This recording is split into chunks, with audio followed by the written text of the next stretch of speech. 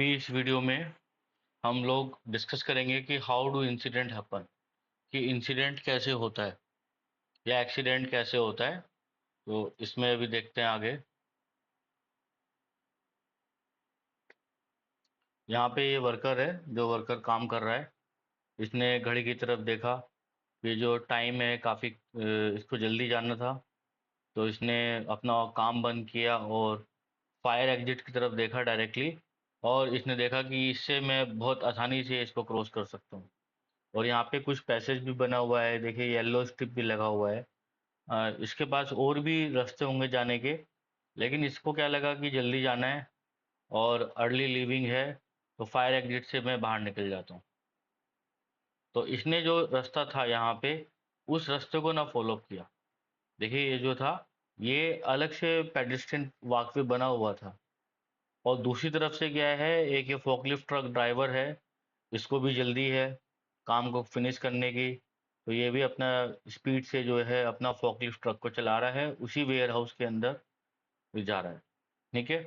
तो दो इंसिडेंट हमें अभी दिखाई दिए कि एक तो जो वर्कर है, ऑफिस वर्कर है, जो ऑफिस बेस्ड वर्कर था वो पहले निकल गया और उसने फायर एग्जिट की तरफ वो जा रहा है, पेडेस्ट्रियन को फॉलो नहीं कर रहा है। और ये दूसरा जो फोकलिफ्ट ट्रक ड्राइवर है, ये अपना, ये भी स्पीड से काम कर रहा है। यस। और दोनों सामने आ गए एक दूसरे के, कोलिजन हो गया। ब्रेक अप्लाई किया, कुछ ऑयल था।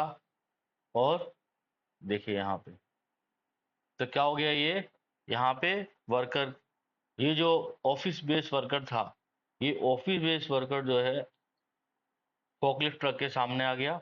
इसने ब्रेक लगाया, लेकिन जो फोकलिफ्ट ट्रक था वो स्किड हो गया। और जो मटेरियल था, वो मटेरियल क्या है, वर्कर के ऊपर गिर पड़ा। और इसकी वजह से यहाँ पे क्या हो गया, इंजरी हो गया। इन्होंने ये बेसाखियाँ दिखाई हैं। ठीक है। Then struck by the load lead to the injury. तो जो मटेरियल था वो मटेरियल वर्कर पे गिरा और वर्कर को इंजरी हो गया।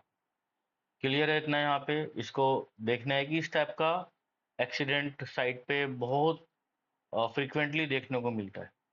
तो क्या इसका कारण था, इंजरी जो हुआ है, कि वो लोड वर्कर पे गिरा, लोड जो है टिप हो गया, लोड भी सिक्योर्ड नहीं था। और क्या हुआ, लोड क्यों गिरा फोकलिफ्ट ट्रक से, क्योंकि फोकलिफ्ट ट्रक स्किड हो गया। ठीक है, रगड़ खा गया वो, ऑयल पर रुक नहीं पाया एकदम, क्योंकि हाई स्पीड से वो चला रहा था ड्राइवर। फॉकलिफ्ट स्किड क्यों हो गया, क्योंकि ऑयल पैच था। और उसने इमीडिएटली ब्रेक लगाया, है ना, हार्ड ब्रेक लगाया। तो एकदम किसी भी व्हीकल को आप रोकेंगे तो स्किड होगा वो। यस। तो ऑयल का पैच क्यों हो गया, कि जो यहाँ पे फोकलिफ्ट ट्रक होगा उसी का ऑयल लीक हो रहा होगा, क्योंकि फोकलिफ्ट ट्रक ही चल रहा है। तो फोक तो लीकिंग फोकलिफ्ट ट्रक यहाँ दिखा भी रहे हैं, देखिए ड्रॉप ड्रॉप होकर गिर रहा है। तो वो वहीं पे लीकिंग फोकलिफ्ट ट्रक था। और inspection maintenance not carried out. तो फोकलिफ्ट का इंस्पेक्शन और मेंटेनेंस नहीं किया गया। और उसके पीछे क्यों नहीं किया गया, क्योंकि उसका जो सुपरविजन था मेंटेनेंस एक्टिविटी का, सुपरविजन नहीं किया गया। इसके बाद ब्रेक हार्ड, तो हार्ड ब्रेक क्यों लगाया गया, ये एक तो इसके अंदर क्या था, स्पीड, ओवर स्पीडिंग था। और अनएक्सपेक्टेड अपीयरेंस था। दो चीजें थी। तो ब्रेक हार्ड, यदि वो अपना नॉर्मल स्पीड में जाता, तो यदि वो ब्रेक लगाता तो फोकलिफ्ट ट्रक को रोक पाता। लेकिन एक दूसरा कहानी भी था इसके साथ में, अनएक्सपेक्टेड अपीयरेंस भी हुआ है। तो स्पीड जो है, ओवर स्पीड कैसे हो गया, कि rushing to get job done, इसको भी जल्दी से काम खत्म करना था। इसके पास क्या था, वर्क प्रेशर था। तो वर्क प्रेशर कौन देता है, वो मैनेजमेंट डिसाइड करता है कितना काम यहाँ पे हमें करना है। Then speed limiter removed.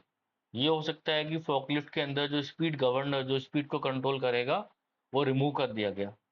ये हो सकता है। तो कैसे रिमूव कर दिया, कब रिमूव किया, तो उसका इंस्पेक्शन नहीं किया गया। अगेन जो सुपरविजन नहीं किया गया। ये स्पीड ओवर स्पीडिंग के ये पॉसिबल या पोटेंशियल रीजन हो सकते हैं। देन अनएक्सपेक्टेड अपीयरेंस क्यों था, जैसे हम लोगों ने देखा उसको अर्ली लीविंग था, उसको बताया था कि वहाँ पे उसको पेडेस्ट्रियन वॉकवे से जाना है, लेकिन वो नहीं गया। लेफ्ट साइड में जो रास्ता आ रहा था, वो डायरेक्टली फायर एग्जिट से निकलना चाह रहा था, इसने शॉर्टकट लिया। शॉर्टकट क्यों लिया, क्योंकि इसने लेफ्ट वर्क कर ली। तो पुअर कस्टम एंड प्रैक्टिसेस की जल्दी जाना है और शॉर्टकट लेके निकल जाना है। तो कुछ कंपनी का कुछ पॉलिसी नहीं था। तो ये अगेन एक जो हम लोग कह सकते हैं कि जो सिस्टम प्रॉब्लम है या मैनेजमेंट प्रॉब्लम है। देन अभी ये देखते हैं। तो एक कोजल ट्री हम लोग बनाते हैं कि जो इंजरी हुआ, लोड टिप ऑफ हुआ, वो कहाँ से हुआ? फोकलिफ्ट से हुआ। फोकलिफ्ट को ऐसा लोड टिप ऑफ होने का लीकेज था। लीकेज क्या था? इंस्पेक्शन, मेंटेनेंस और सुपरविजन नहीं था।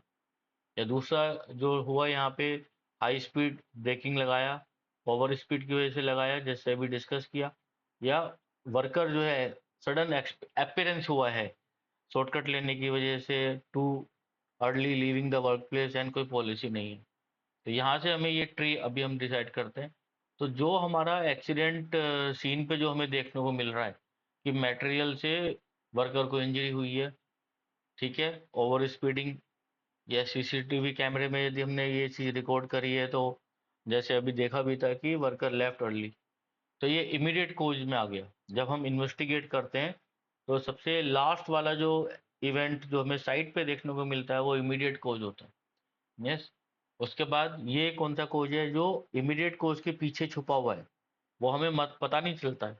जब हम इन्वेस्टिगेट करेंगे तब हमें इमीडिएट कोज के बारे में पता चलता है, और अंडरलाइंग कोज उसके बाद में हमें पता चलता है। एंड उसके बाद में जो सबसे जो मेन रूट कोज है, जिसको हम लोग कई बार मैनेजमेंट फेलियर या सिस्टम फेलियर बोलते हैं, तो पूरा सिस्टम फेल हो गया क्योंकि सिस्टम में कोई पॉलिसी नहीं था, सुपरविजन का कोई पार्ट नहीं था, ठीक है, वर्क प्रेशर बहुत ज़्यादा डाला गया है वर्कर पे। तो ये क्या सिस्टम एरर्स हैं, सेफ्टी सिस्टम है या वर्क एलोकेशन सिस्टम है या मैनेजमेंट फेलियर, या उनको रूट कोज बोला जाता है।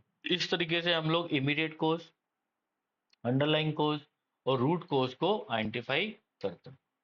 तो ये हमें पता होना चाहिए कि रूट कोज क्या क्या है यहाँ पे। लैक ऑफ सुपरविजन, तो प्रॉपर सेफ्टी कल्चर नहीं है या मैनेजमेंट का फेलियर हो गया, वर्क प्रेशर बहुत ज़्यादा है, मैनेजमेंट पे डिपेंड है, पुअर कस्टम एंड प्रैक्टिस, ये मैनेजमेंट पे डिपेंड है, ठीक है। तो हमें याद रखना है कि if you only investigate as far as the immediate cause, केवल आप इमीडिएट कोज को यदि केवल आप इन्वेस्टिगेट करते हैं, तो और अंडरलाइंग कोज, रूट कोज को आप इन्वेस्टिगेट नहीं करते हैं, तो there is a much higher likelihood that it will happen again, the accident will happen again and again. तो हमें इस वीडियो से यही देखने को मिलता है, सीखने को मिलता है कि हमें इमीडिएट कोज, अंडरलाइंग कोज, रूट कोज, तीनों कोज को हमें जो है यहाँ पे इन्वेस्टिगेट करना है, ठीक है। आई होप इस वीडियो को बार बार देखिए, आपको काफ़ी सारा आइडिया मिलेगा। और पॉसिबल है तो उसको आप एक ब्लैंक पेज पे खुद ड्रा कीजिए। इस वीडियो को देखने के बाद में आपको इमीडिएट कोज, अंडरलाइन कोज और रूट कोज का काफ़ी ज़्यादा एक्स बेनिफिट मिलेगा।